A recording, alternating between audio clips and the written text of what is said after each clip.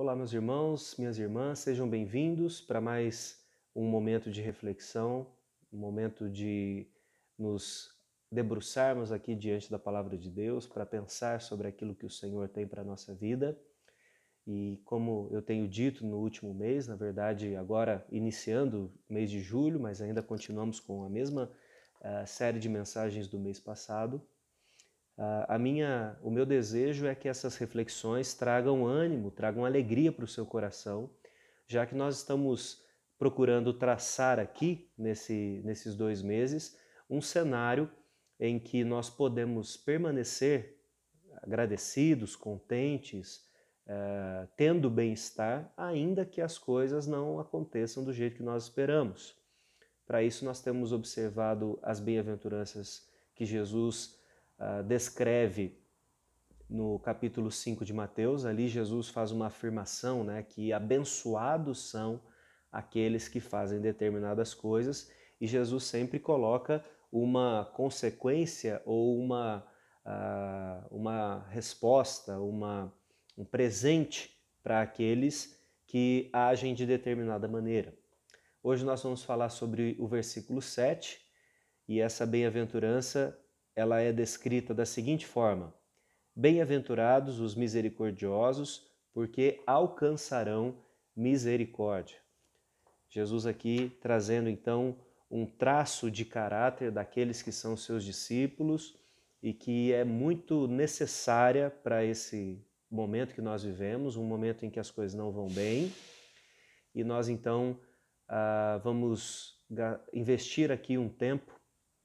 Eu ia dizer gastar, mas na verdade não é gastar, é investir um tempo na reflexão daquilo que Jesus quer dizer com quem são os misericordiosos e as aplicações disso para a nossa vida.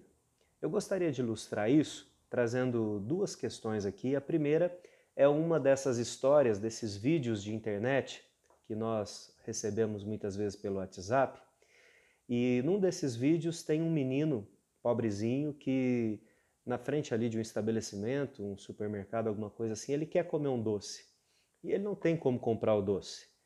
E então aparece um jovem que também aparenta não ter muitos recursos, mas esse jovem vai lá e compra o doce para aquele menino.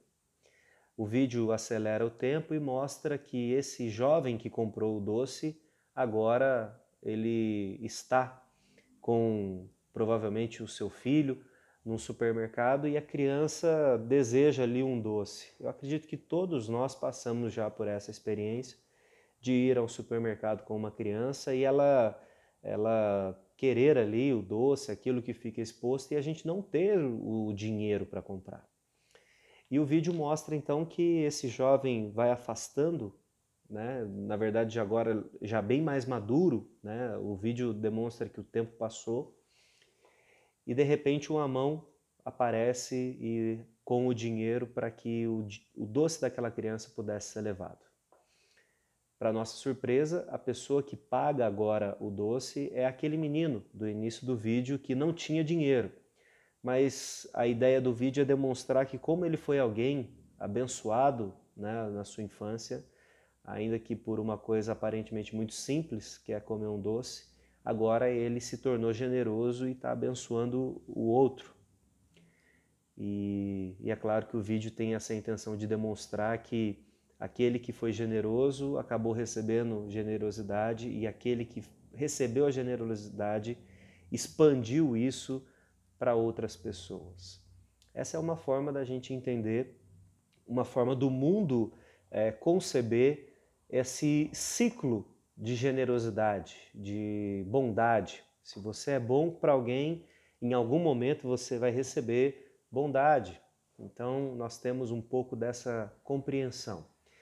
A grande questão que nós precisamos entender é que a Bíblia, ela, especialmente no texto que nós lemos, Jesus fala que existe esse ciclo, né, onde nós somos misericordiosos e mais tarde nós vamos receber misericórdia, mas a Bíblia fala muito mais de uma história de alguém que não fez nada para ser alvo da misericórdia, mas recebe misericórdia.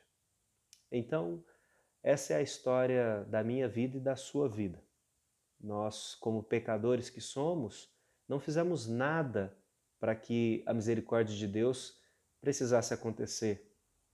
E, na verdade, se houvesse algum mérito, alguma justiça em nós, a ação de Deus seria uma recompensa e não misericórdia. Porque a ideia de misericórdia é alguém que enxerga a miséria do outro e age compassivamente para mudar essa realidade. E nós estamos nessa condição, então.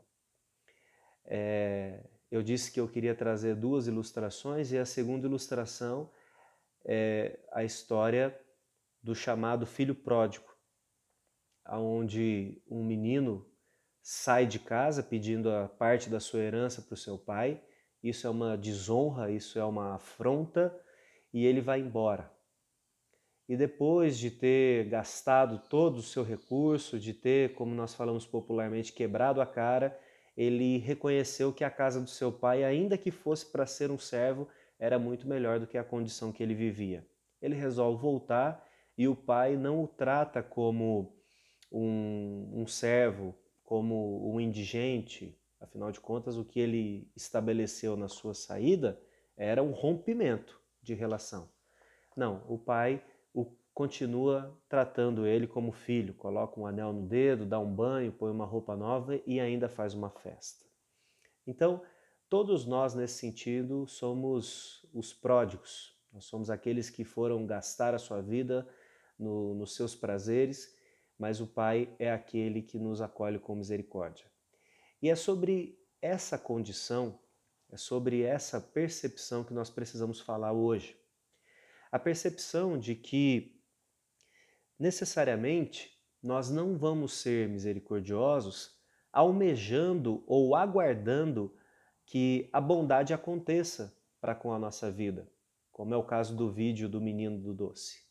Mas nós somos pessoas que já recebemos a misericórdia. E eu quero dizer, inclusive, que nós só podemos compreender o que Jesus está dizendo porque nós já fomos alcançados pela misericórdia. Porque, caso contrário, nós não entendemos essa linguagem. A linguagem do mundo, como está no vídeo, é a linguagem de que você tem que fazer coisas boas para que o universo, para que as leis da atração, como muitas vezes nós vemos por aí, cooperem com você. Então, se você for alguém maldoso, necessariamente você vai receber maldade. Se você for alguém que faz coisas boas, necessariamente você vai receber coisas boas. E olhando pelo lado do que Jesus diz, nós vamos alcançar ainda mais misericórdia, mas nós já fomos muito abençoados e nós recebemos muito dessa misericórdia de Deus. Então, seguindo aqui a ideia das bem-aventuranças, uma pessoa que é humilde de espírito, que chora pela sua própria vida e pela vida das pessoas que estão à sua volta, uma pessoa que consegue ser ensinável, ter mansidão, não exigir honra para si, que acaba, por conta de tudo isso, tendo uma fome para que Deus manifeste a sua justiça e faça todas as coisas, necessariamente vai ter que ser alguém que é misericordioso.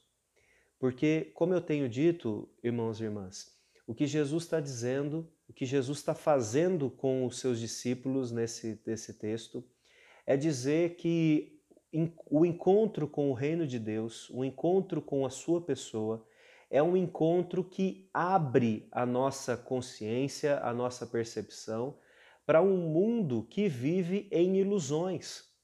Então, o discípulo de Jesus, ele é alguém qualificado, ele é alguém que tem um presente, porque ele consegue enxergar o mundo não com as suas ilusões, não um mundo cor-de-rosa, onde instantaneamente todos os problemas que nós temos serão resolvidos, mas o discípulo de Jesus é alguém que consegue enxergar exatamente aonde estão as peças no tabuleiro da vida, no jogo da vida, e consegue ler essas peças da sua própria condição, da condição dos outros, da condição do mundo que envolve todas essas coisas, e ao saber de tudo isso, toma decisões, tem atitudes, tem ações que visam glorificar a pessoa de Deus, que é, na verdade, a razão da nossa existência.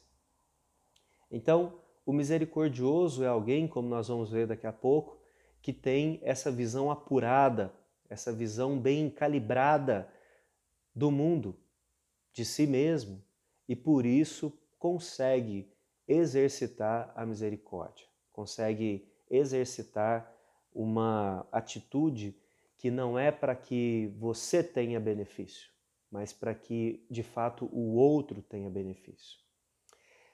Dentro disso ainda, eu quero destacar aqui, como eu tenho feito essas semanas, a tradução desse versículo a partir daquilo que o autor, o Eugene Peterson, escreve na Bíblia, né? Naquela tradução chamada A Mensagem. E esse versículo naquela tradução fica dessa forma: abençoados são vocês que se preocupam com o bem-estar dos outros. Na hora em que precisarem de ajuda, também receberão cuidado. O que Eugene Peterson destaca aqui é que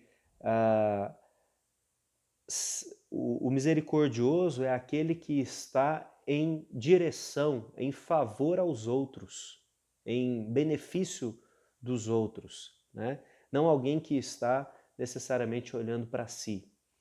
E, irmãos, é muito difícil compreender ou entender ou achar que é possível você ser alguém humilde de espírito, ou seja, que tem uma consciência bem clara de quem você é, dos seus defeitos, dos seus pecados. Alguém que lamenta profundamente essa condição e que consegue não só olhar para si, mas consegue olhar para o mundo e fazer já uma breve leitura do sofrimento que as pessoas têm, porque se eu sofro por causa do meu pecado, aquela pessoa que também é pecadora também sofre. Então a gente já começa a ter uma abertura de mundo aqui. Depois, nós temos alguém que é manso, né? Como eu disse, não é alguém que é covarde, mas o manso é aquele que não exige honra para si, porque afinal de contas ele já tem esses dois elementos anteriores. Ele sabe quem ele é, ele sabe qual é a condição, então eu vou exigir que alguém faça alguma coisa para mim? Não, eu estou recebendo de Deus muitas coisas, né? A promessa para essa pessoa é que ela vai herdar a terra. E depois, nós temos alguém que é sedento pelas coisas de Deus. Não para próprio benefício, não para uma causa que não seja a causa de Deus. Então, alguém que está sendo talhado, alguém que está sendo formado dentro dessa perspectiva, é necessariamente alguém que vai olhar para o mundo, olhar para as pessoas que estão ao seu redor de uma forma, me permita usar essa expressão, crua, fria, radicalmente honesta, para chegar ao ponto de dizer assim, olha, eu preciso romper um pouquinho com as minhas emoções, eu preciso romper um pouquinho com os meus preconceitos, com aquilo que eu acho que fez, então merece determinadas coisas, para olhar para a pessoa como ela é, como um indivíduo único nesse mundo, e dentro disso entender que as ações que essa pessoa fez, que as atitudes que ela tomou, são, na verdade, reflexo de uma condição espiritual, de acordo com Efésios 2, de morte. Ou ainda, sendo um crente, no caso, é alguém que já deveria estar numa caminhada espiritual, mas que vive em conflito, que vive tropeçando. E nesse sentido, é a primeira coisa que eu gostaria que você soubesse do que é a misericórdia. A misericórdia não é nós sermos complacentes com o pecado do outro. Não é isso. Misericórdia não é ser complacente com o erro dos outros. Quando nós crentes somos complacentes com o erro do outro, nós até falamos, não, eu não incentivo, mas eu também não quero colocar a mão nisso.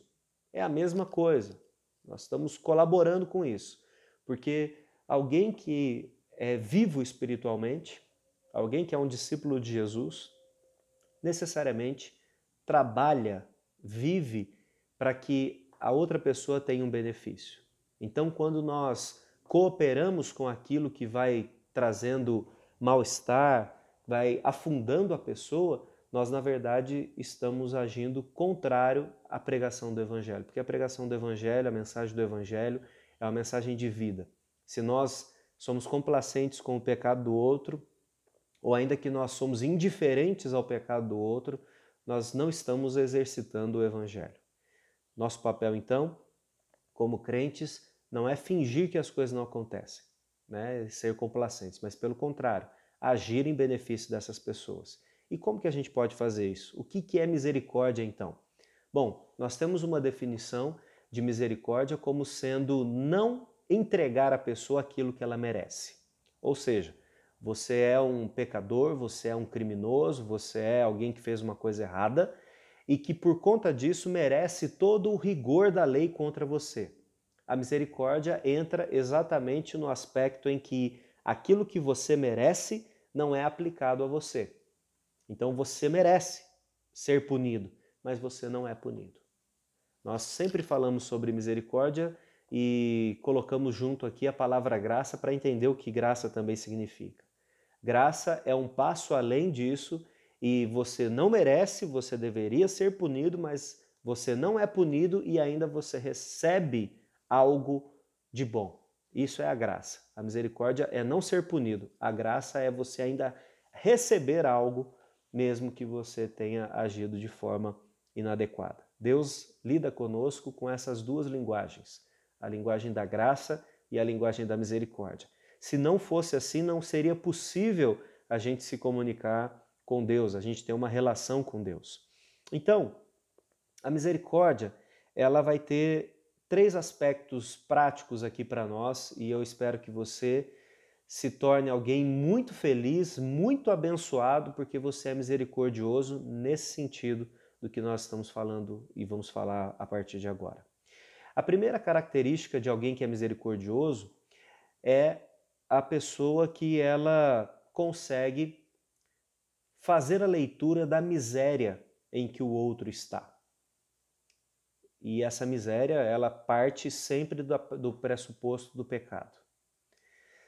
Isso significa que a gente pode estar dentro de um carro de luxo, dentro de uma casa muito cara de um condomínio e mesmo assim estar lidando com pessoas miseráveis. Porque a miséria não tem a ver com falta de recurso, a miséria tem a ver com morte espiritual. Alguém que não é nascido de novo em Cristo, alguém que não é uma nova criatura, é alguém miserável. Então, a misericórdia do cristão parte do pressuposto de entender que essas pessoas estão nessa miséria e entender que existe consequência essa miséria. Então, a miséria é a condição em que a pessoa está e existe consequências ou existem resultados por causa disso. Então, quando, por exemplo, nós encontramos alguém que ainda não é nascido novamente, espiritualmente, e essa pessoa ela começa a descrever a vida dela para nós e começa a dizer das suas dores, das suas angústias, das suas ansiedades, ou talvez até de algo concreto que ela fez e se arrepende, de peso da consciência, como a gente normalmente fala por aí, nós estamos falando de consequências da miséria. Consequências da miséria. Então, alguém que é misericordioso, em primeiro lugar, consegue fazer uma boa leitura dessa condição e consegue entender que a ansiedade, a aflição, as dores que a pessoa traz, não é porque simplesmente isso acontece na vida de todo mundo. E nós, como misericordiosos que somos por causa de Cristo, não devemos tentar colocar band-aid em fratura exposta. O que eu quero dizer com isso? Às vezes a pessoa começa a falar para nós, ah, mas eu tenho sofrido, eu não consigo dormir, eu fico com o coração pesado porque eu não perdoei fulano, eu acho que a minha relação com a minha esposa está muito ruim, eu trago raiva dos meus pais. E aí a pessoa começa a falar isso, e essa é uma grande oportunidade para a gente falar sobre a misericórdia de Deus, sobre como o Evangelho atua na nossa vida, mas aí, dentro daquela fratura exposta que a pessoa está, a gente vai lá e cola um band-aid. É assim mesmo, todo mundo passa por isso. Nossa, a gente ouve cada história por aí que é muito pior do que a sua. Quando a gente toma essa atitude, nós não estamos sendo misericordiosos. Porque misericórdia necessariamente não é passar a mão na cabeça. Já falei sobre isso, não é ser complacente. Misericórdia é a gente olhar para aquele ferimento e falar assim, olha, a gente vai ter que fazer algo aqui necessário, né? Talvez traga um pouco mais de dor para você num primeiro momento, mas depois vai resolver o seu problema. Então, me dá licença. O Evangelho diz isso. A sua condição de vida é assim por conta disso. Você está culpando as outras pessoas pela condição que você chegou hoje, mas na verdade isso é fruto de um coração ganancioso. O coração ganancioso é o seu. Então perceba, meu irmão e minha irmã, que o misericordioso é aquele que ele consegue ler a pessoa real, né? Então não é fingir que as coisas não acontecem ou então dizer que todo mundo faz assim, então está tudo bem. Pelo contrário, é olhar para essa condição, especialmente quando a pessoa vem falar conosco, e conseguir apresentar para ela um remédio que de fato vai fazer algo, que vai trazer a solução para a vida dela. Não fingir, não colocar panos quentes sobre algo que precisa ser resolvido em profundidade. Então, em primeiro lugar, a pessoa que é misericordiosa, ela é uma pessoa que faz uma leitura honesta, radical da pessoa que está na sua frente. Mas não para fazer um julgamento, não para escorraçar, não para dizer, tá vendo? Você é um pecador desgraçado mesmo, então você está sofrendo as consequências daquilo que você fez e que você possa ir para o inferno por conta disso. Não é assim. Na verdade, é entender essa abertura da pessoa em compartilhar conosco a sua dor e apresentar para ela o remédio que eu e você também já experimentamos em algum momento. Porque se você parar para pensar, e eu espero que isso tenha de fato acontecido na sua vida, todos nós estávamos ali lamuriando a nossa vida, dizendo que as coisas não iam bem, que a gente não tinha amor, que a gente não tinha isso, não tinha aquilo, até que alguém abriu a ferida de fato e falou, olha, na verdade tudo isso que você está dizendo que acontece com você é por conta de uma coisa que se chama pecado. E só existe uma solução para isso, Jesus Cristo. E quando essa pessoa fez isso conosco, nós recebemos a melhor das boas notícias do mundo. E nós fomos alcançados pela misericórdia porque alguém não teve medo de pôr o dedo na nossa ferida e dizer realmente é isso. Mas normalmente essa pessoa não fez isso gritando conosco. Nós não ouvimos as pessoas que gritam com a gente. Ela também não fez isso num tom de irritação, porque nós também temos defesas com relação a alguém que se irrita contra nós. Provavelmente, essa pessoa foi uma pessoa que não desistiu de nós, que falou do amor de Deus para nós mais de uma vez, ou então que insistiu com a nossa vida espiritual até o ponto de que nós encontrássemos com Jesus. Certo? Então veja, a pessoa misericordiosa não é complacente, mas ela consegue fazer uma boa leitura do outro. Dentro disso que eu estava falando, de não ser irritado ou de não gritar com a pessoa, o segundo aspecto do misericordioso é que ele exerce compaixão. Uma das palavras da moda hoje é empatia. Empatia, basicamente, é você conseguir se colocar na situação que o outro está. Então você se identifica tão profundamente com aquele sofrimento, com aquela situação, que você de fato ajuda a pessoa, porque você entendeu o que está acontecendo. Né? Nesse sentido, o misericordioso é alguém que exerce compaixão, é alguém que olha para a miséria do outro já experimentou essa miséria e fala, bom, eu vou repartir o pouco do pão que eu tenho com essa outra pessoa porque eu sei o que é passar fome. Eu sei o que é estar espiritualmente morto e ficar correndo de um lado para o outro tentando satisfazer o coração e não conseguir. Então agora que eu tenho pão, agora que eu recebi da parte de Deus essa bênção, eu vou compartilhar com você. Mas a compaixão, ela implica em se identificar com o outro, mas saber que nós somos diferentes.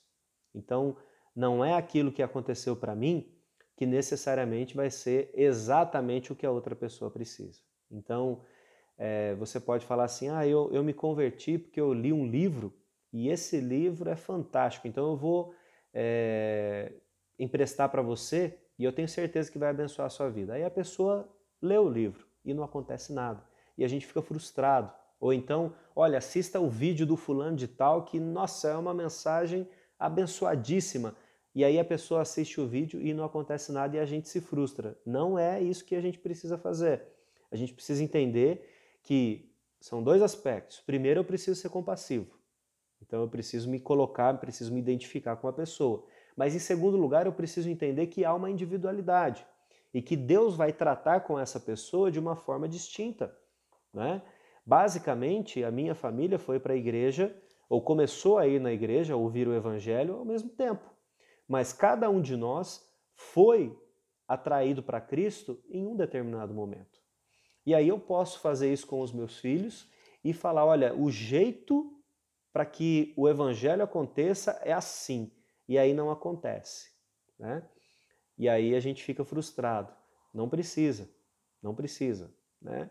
E eu falei agora aqui sobre filhos e me veio uma reflexão que eu tenho feito muito, porque meus filhos são pequenos ainda e agora, especialmente a minha filha primeira, ela, na casa ali dos 6 anos, ela começa a manifestar determinadas coisas que vão delineando, né, quem ela é, a sua personalidade, o seu jeito de ser. E uma coisa que acontece, não sei se aconteceu com você como pai, mas comigo acontece sempre, é que às vezes a criança ela age mal. Ela age mal, ela faz uma birra, ela fala alguma coisa que não é adequado. E aí, você olha para aquela reação da criança e fala, gente, sou eu. Sou eu. Ela está copiando o que eu faço. E normalmente isso gera um transtorno na gente. A gente fica bravo porque você fala, como que pode ela fazer aquilo que eu faço de ruim? Não é? Esse exemplo que eu estou dando, eu acredito que acontece com todo mundo, é o que significa o que eu estou dizendo aqui no segundo ponto do que é ser misericordioso. Eu entendo o que ela está vivendo. Eu sei o que é o sentimento que ela está expressando ali. Isso é empatia. Agora, a compaixão, ela significa eu dar o passo além e entender que talvez o tempo que Deus levou para tratar o meu coração vai ser diferente do tempo que Deus vai levar para tratar o coração dela. E aí eu não preciso me frustrar por isso. O que eu preciso é, dentro dessa compreensão da empatia e da compaixão, orar por ela. Porque de fato eu sei o quanto é doloroso passar pelo que ela está passando. Mas eu tenho um remédio que eu vou sempre dando a ela, abundantemente, na pregação do Evangelho, na experiência de vida. Mas eu vou orando para que Deus possa juntar as duas coisas, a necessidade que ela tem com o Evangelho. O Evangelho é a solução para mim e para você, mas me permita usar essa ilustração. Talvez a dose que cada um de nós precisa seja diferente. Quem sabe isso é Deus. A nossa parte é continuar oferecendo o Evangelho. Então, alguém que é misericordioso, no sentido que Jesus diz, é alguém que é compassivo, mas que entende que as coisas vão acontecer num tempo diferente.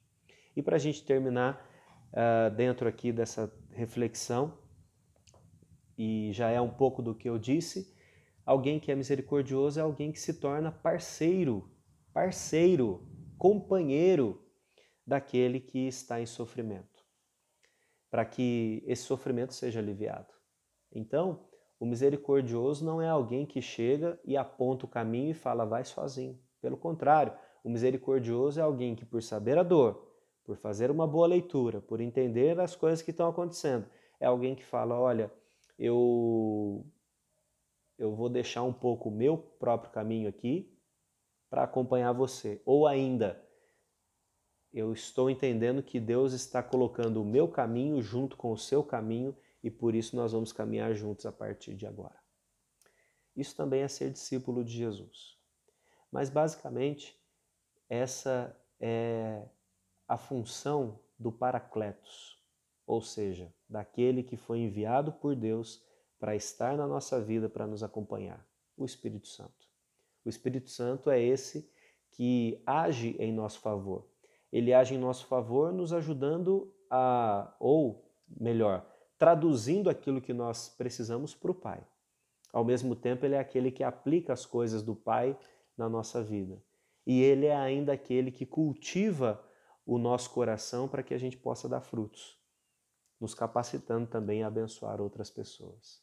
É por isso, irmãos, que Jesus ele fala que é bem-aventurado aquele que é misericordioso. Porque o misericordioso é alguém que vai ser utilizado por Deus na vida de pessoas que estão em grande sofrimento. E nós seremos instrumentos de Deus para aliviar o sofrimento dessas pessoas, para abençoar essas pessoas e para ser a ferramenta de Deus para que essa vida seja transformada.